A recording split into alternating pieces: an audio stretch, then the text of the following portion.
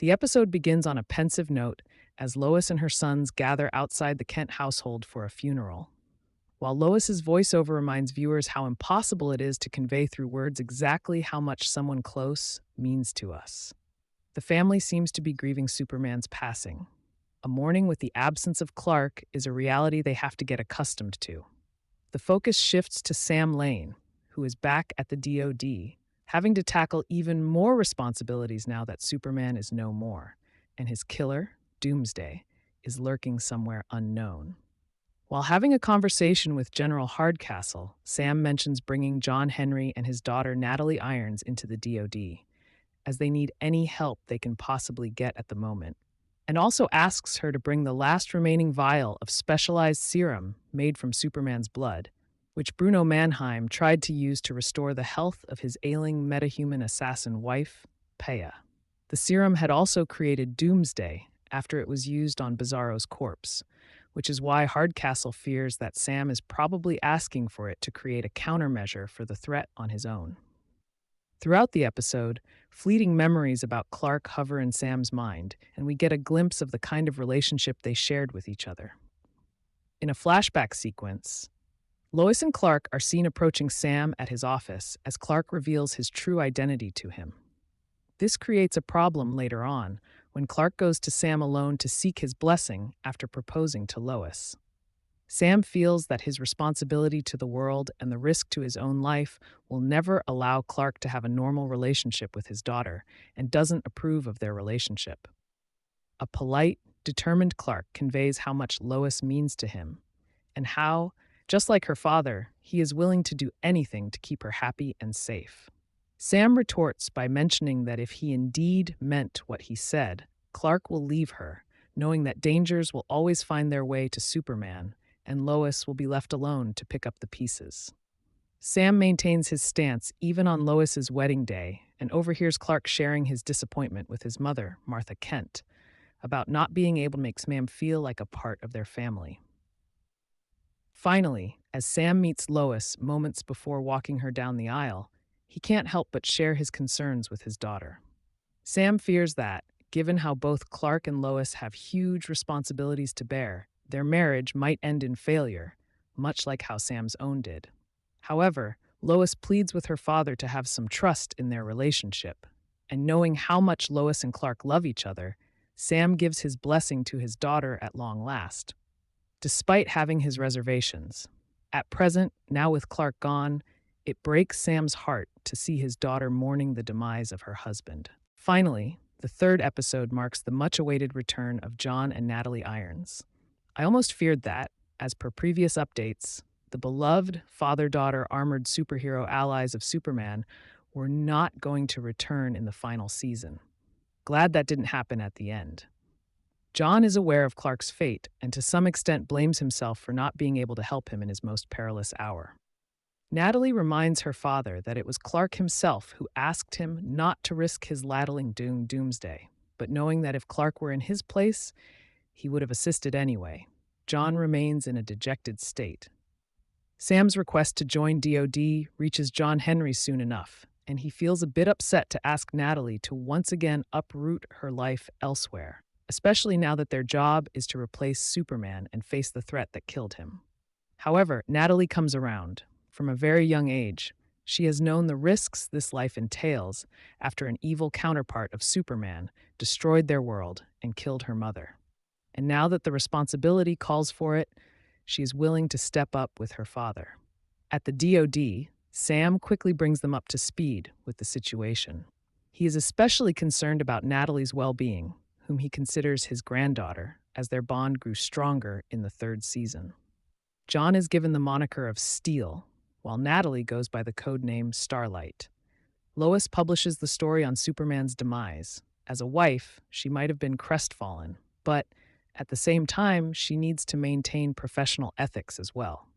Jonathan, who remained in denial about his father's death for as long as possible, is grief-stricken after knowing this, and he starts blaming Jordan for messing up by squandering their only chance at bringing Superman back to life. Jordan tries to calm his brother down, but Jonathan is emotionally too wounded to listen to reason and can't help lashing out at his brother. This is the first time we've seen Jonathan as emotionally charged as he is now, and this triggers his dormant powers to get active. Jonathan probably had a stronger strain of superpower genetics, as within a couple of hours, he displays every power Superman possessed and harnesses them with relative ease. While it took Jordan years to master them, that too with the help of Sam and Clark.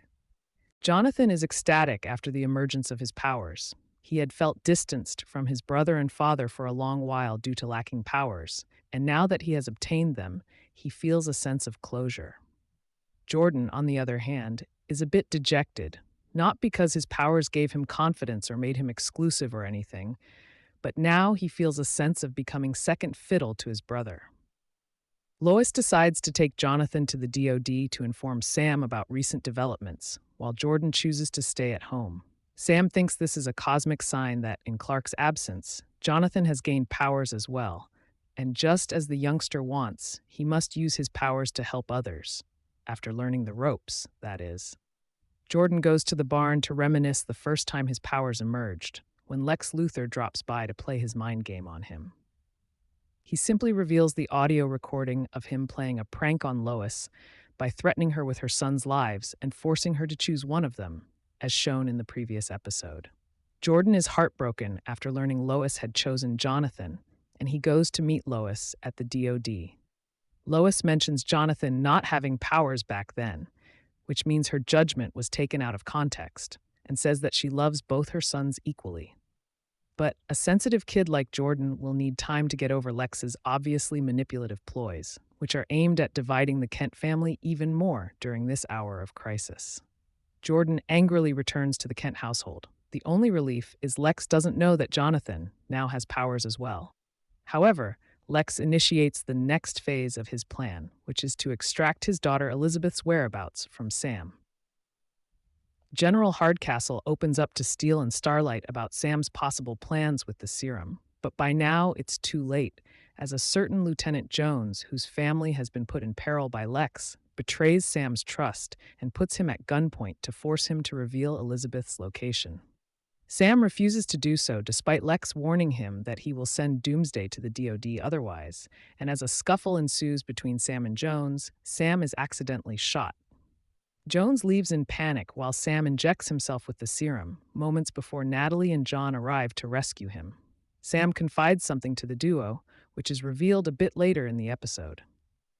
As Doomsday approaches the DoD, John and Natalie fly off to engage in battle with it, donning their armor, but they are no match for the monstrosity.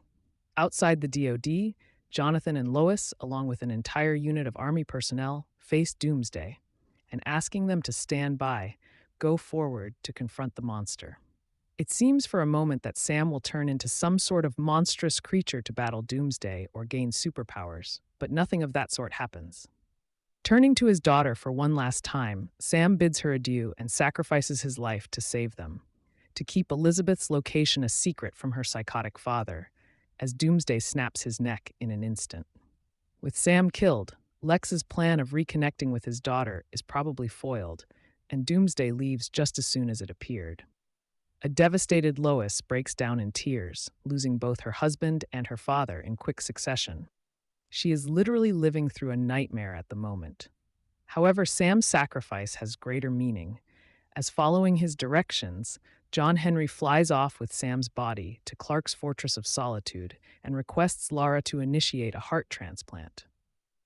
The serum made from Superman's blood has modified Sam's heart, which theoretically can become compatible with Clark's Kryptonian physiology, but Lara states that there are too many variables still, which could render the transplantation ineffectual.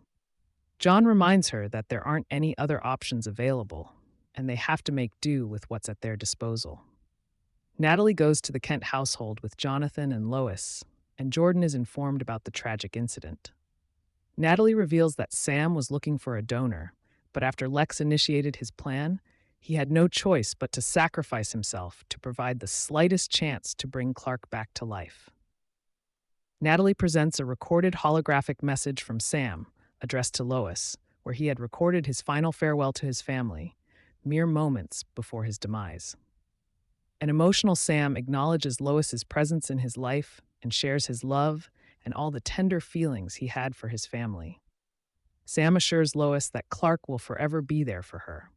He is fairly positive that this transplant procedure will bring Clark back, and with his every heartbeat, Sam will always be present to watch over his daughter. The emotional whiplash ought to bring anyone to tears. The general couldn't have had a more heroic and noble send-off. The scene cuts to a funeral scene from the beginning of the episode. It was Sam's funeral, and John and Natalie are seen present with the Kent family as well. Sam's sacrifice didn't go in vain. As the episode ends, Clark is seen waking up in the Fortress of Solitude.